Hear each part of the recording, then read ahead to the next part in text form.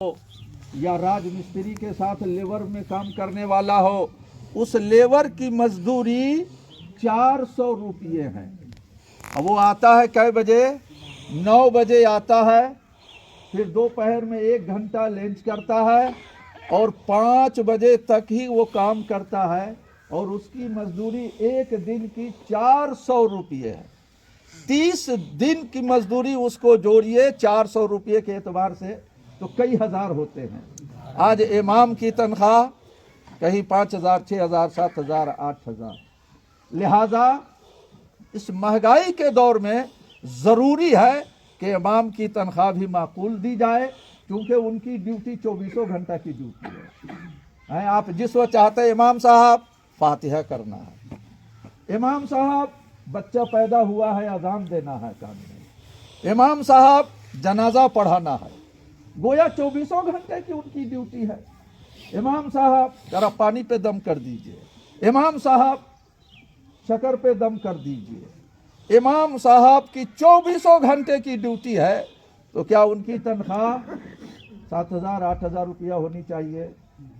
نہیں، بلکہ اس مزدور سے زیادہ تنخواہ ہونی چاہیے۔ لہذا میں اپنے مسجد مدرسے کے اراکین سے یہ گزارش کروں گا، جو جہاں کمیٹی ہے، جس گاؤں میں جس محلے میں مسجد مدرسے کی کمیٹی ہے، لہذا ان کے اوپر ضروری ہے کہ اس مہنگائی کا خیال کرتے ہوئے اپنے گاؤں کے امام کی تنخواہ معقول کی جائے۔ اگر معقول ہے تو ٹھیک ہے، نہیں تو اس کو بڑھایا جائے۔ یہی ایجنڈا ہے، باقی اور بہت ساری باتیں ہیں۔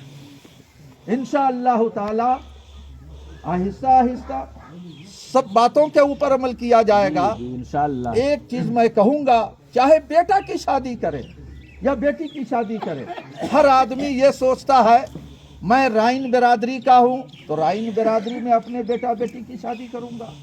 انصاری برادری کے جو لوگ ہیں وہ یہی سوچتے ہیں کہ انصاری برادری میں اپنے بیٹا بیٹی کی شادی کروں گا۔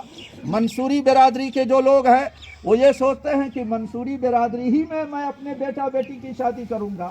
جس طریقے سے آپ برادری ضروری سمجھتے ہیں، تو میں اس برادری سے پہلے یہ ضروری سمجھتا ہوں کہ مسلک ضروری ہے۔ بے شک آپ اگر اہل سنت والجماعت مسلک اعلیٰ حضرت کے ماننے والے ہیں تو آپ کا یہی تصور ہونا چاہیے، آپ کا یہی خیال ہونا چاہیے، آپ کا یہی ارادہ ہونا چاہیے کہ ہم مسلک اعلیٰ حضرت کے ماننے والے ہیں، ہم اپنے بیٹا کی شادی مسلک اعلیٰ حضرت کے ماننے والے کے یہاں کریں گے، ہم اپنی بیٹی کا نکاح بیٹی کی شادی مسلک اعلیٰ حضرت کے ماننے والے کے یہاں کریں گے۔ حق ہے۔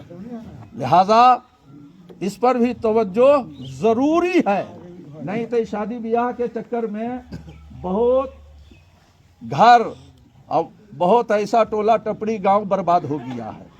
پہلے لوگ سنی بریلوی تھے، اور آہستہ آہستہ برادری کے چکر میں لوگ گمراہ ہوتے ہوئے چلے جا رہے ہیں۔